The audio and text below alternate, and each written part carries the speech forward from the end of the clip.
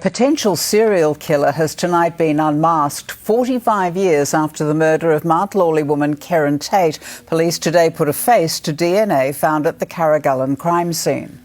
On the morning of December 30th, 1979, forestry workers in the bushland south of Brookton Highway came across the remains of a fire. The clearing was at Boulder Rock, near Carragullen, in the hills southeast of Perth. A woman's body lay slumped over a smouldering tree stump. She had been beaten with a piece of wood and then set alight.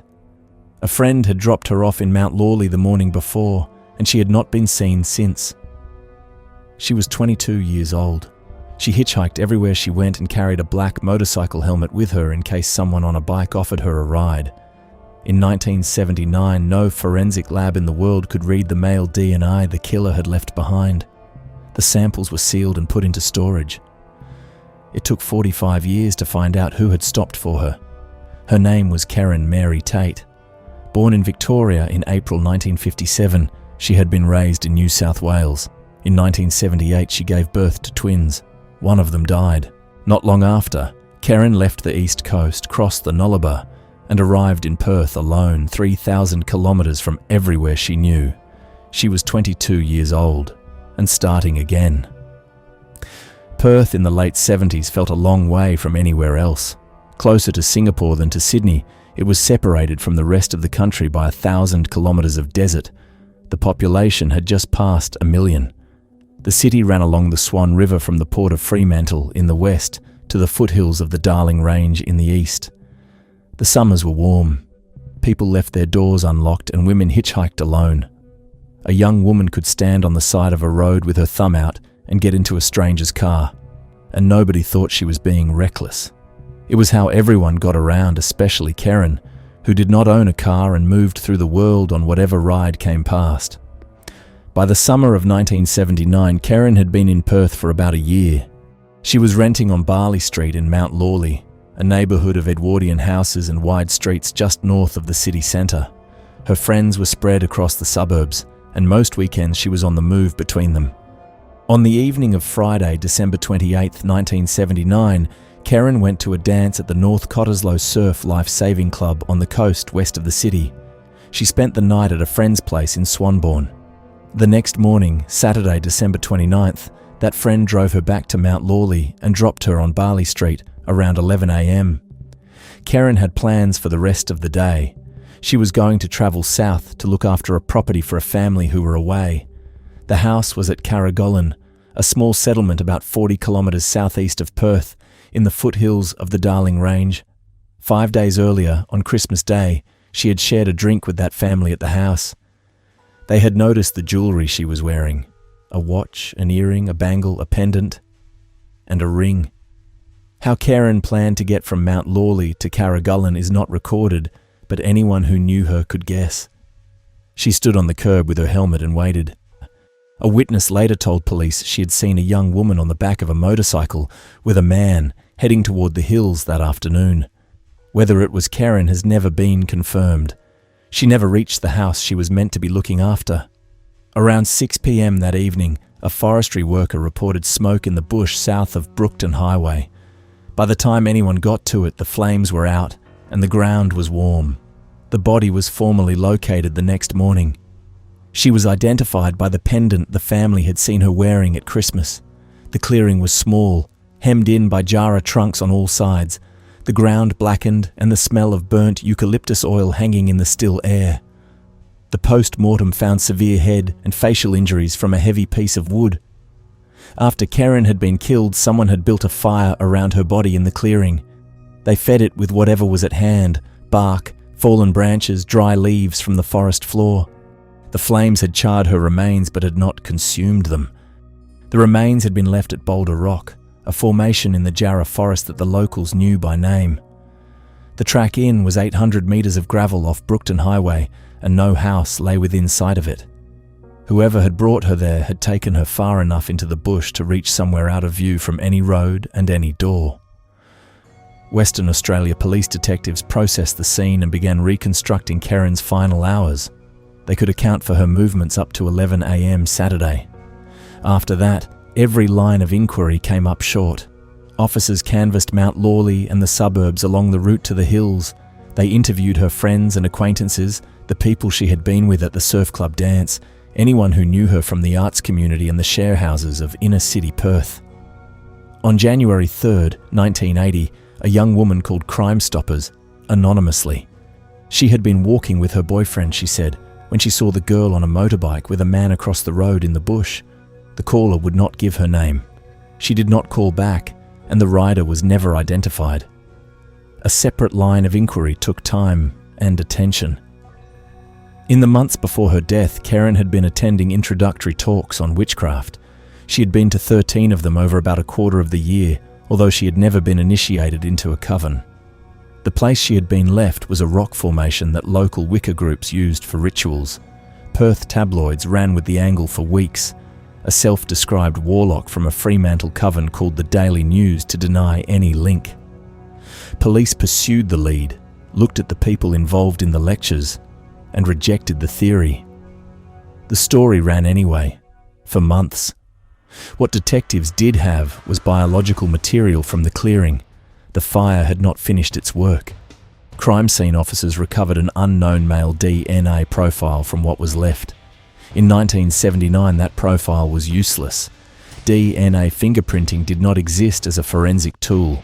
The science that could extract a genetic signature from biological material was 5 years from being invented at a university in England. The first criminal case it would solve was 7 years away. Officers sealed the evidence and put it into storage. Years passed. The file moved from one generation of cold case detectives to the next. New officers came in. They read through the original interview notes, looked at the crime scene photographs, and asked whether forensic science had advanced far enough to do something with the male profile in evidence storage. Each generation got the same answer. In the United Kingdom, in 1984, the geneticist Alec Jeffreys developed DNA fingerprinting at the University of Leicester. 2 years later, the technique was used to identify a man called Colin Pitchfork as the killer of 2 teenage girls. Australian police forces adopted the method gradually through the early 90s. When the biological material from the Carragullen clearing was finally tested, a clean male DNA profile came back from the lab. It was strong enough for forensic comparison. Detectives ran it through the Western Australia DNA database. They tried the national one next, which held profiles from anyone convicted of an offence serious enough to require a sample. The search returned nothing. Every fresh entry added to the system across the decades that followed came back the same.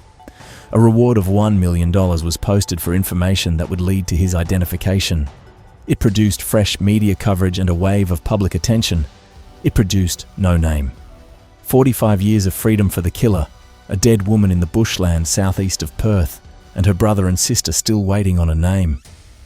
Karen's death stayed in Perth's public consciousness through anniversaries, podcasts, and television features that returned to it year after year. The Tate family released a statement during one of those rounds of media coverage. Hearing Karen's name and seeing her face still brought them to their knees and broke their hearts, they said. They asked anyone who knew something to please come forward so that they could at least understand what had happened. In January 2024, the official Cold Case Western Australia podcast, produced by the State Police Force, featured an episode on Karen's murder.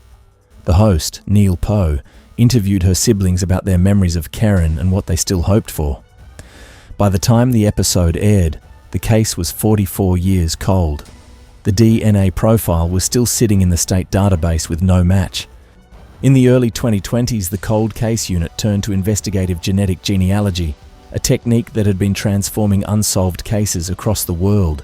It worked outside law enforcement databases. A crime scene profile was compared against the DNA of ordinary people who had sent samples to commercial ancestry sites to trace their family lines and find distant cousins.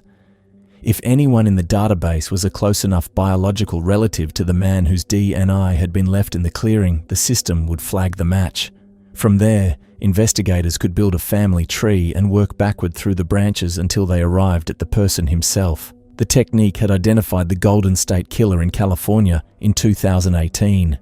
Western Australia detectives had used it since to solve several historic sex offences and missing persons cases. In 2024, the Carragullen profile was handed to the unit's genealogy team and uploaded. The search returned hits, and the killer's biological relatives were in the database. Detectives began building the tree. It grew to more than 10,000 people. Parents, children, siblings, cousins, distant relatives branching across generations and across the country. Each male in the relevant age range had to be checked against residential records, employment history, and proximity to Perth in December 1979. Men who were too young, too old, living interstate, or confirmed to have been elsewhere on the day of the murder were eliminated. 10,000 became 1,000. 1,000 became 100. The branches were cut until one name remained. His name was Terence John Fisher. Fisher had been born on February 11, 1950 in Mount Lawley, the same suburb where Karen Tate was dropped off on Barley Street on the last morning of her life. In December 1979, Fisher was 29 years old, living in Rivervale and Manning, just across the Swan River from Mount Lawley. He had served in the Australian Army from 1970 to 1972, mostly based in Townsville. He had married in 1973.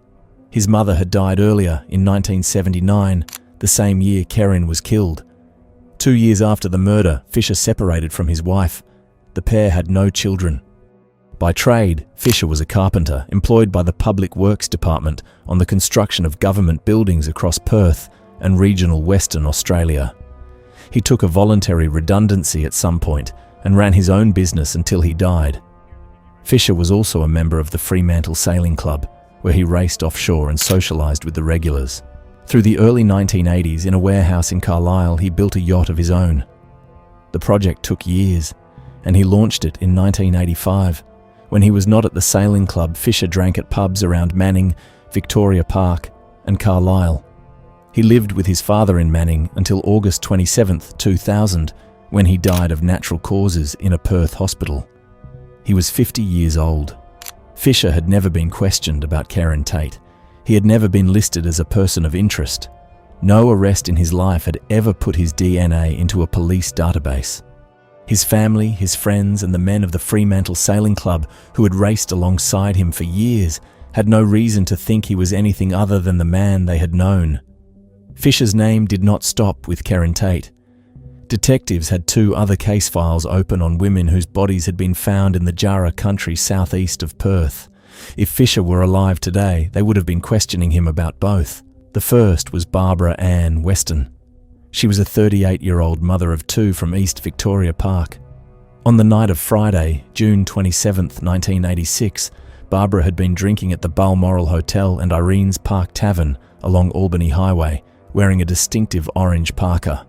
She left the tavern around 11:30 p.m. She did not return home. In March 1991, 2 people collecting firewood off a sand track near Canning Dam, Carragullen, found her bones in a small clearing 15 metres into the bush. Personal items belonging to her were recovered under a fallen tree trunk nearby. Barbara had been left in the same stretch of Jarrah Forest where Karen Tate had been killed 7 years earlier, 500 metres from the spot where Karen was found. For years, suspicion in the Western case had fallen on Catherine and David Burney, the Perth couple who had abducted and murdered 4 young women across 5 weeks in 1986. Detectives took David Burney to Carragullen and walked him through the area. Forensically, the Burneys had never been linked to Barbara's death.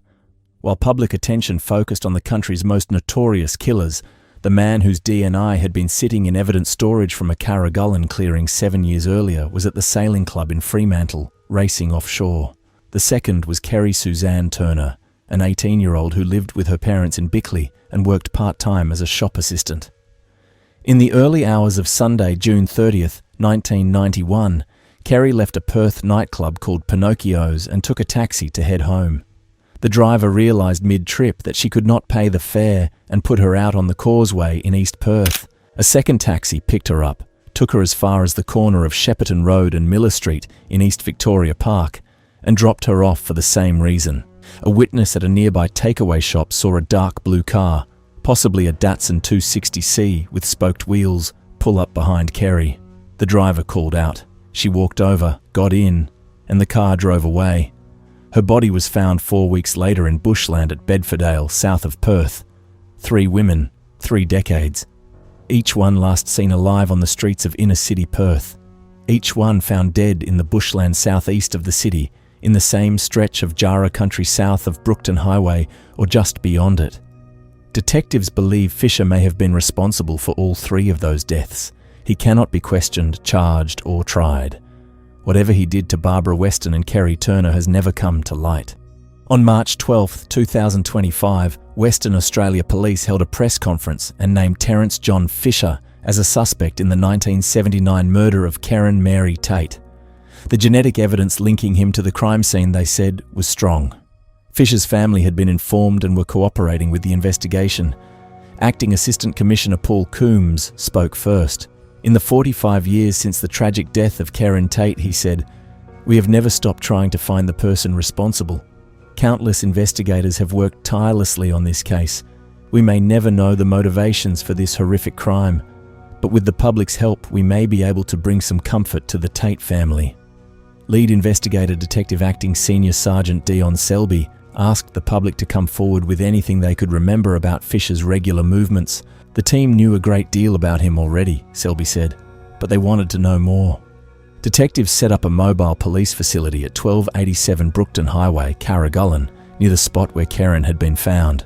They stayed there for the day, asking the public for help. Karen's sister Anne-Marie spoke to the Cold Case Western Australia podcast. "It meant a great deal," she said, because it gave her more faith in the detectives and all the people who had worked together over the years. The other thing she felt was peace of mind. He was obviously deceased. He was not going to hurt anybody else. Her brother Matt spoke too.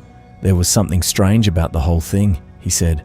"Somebody doesn't just kill somebody for any odd reason." The announcement came 45 years after Karen's body had been found in the bush and 25 years after Fisher's death. No arrest could be made. The killer was already in the ground. He had worked his trade, built his yacht, sailed for the club, and died in a hospital bed. He had never answered for what he had done to Karen Tate. And if police are right about Barbara Weston and Kerry Turner, he had never answered for what he had done to them either. A 22-year-old woman carried a black motorcycle helmet with her everywhere she went, ready for whatever ride came next. The day NA left in the clearing where she was found sat in evidence storage for 45 years. The man it belonged to had been dead for a quarter of a century by the time anyone learned his name. He had been born in the same suburb where she was last seen alive. If this case stayed with you, leave your thoughts in the comments. More solved cases in the playlist.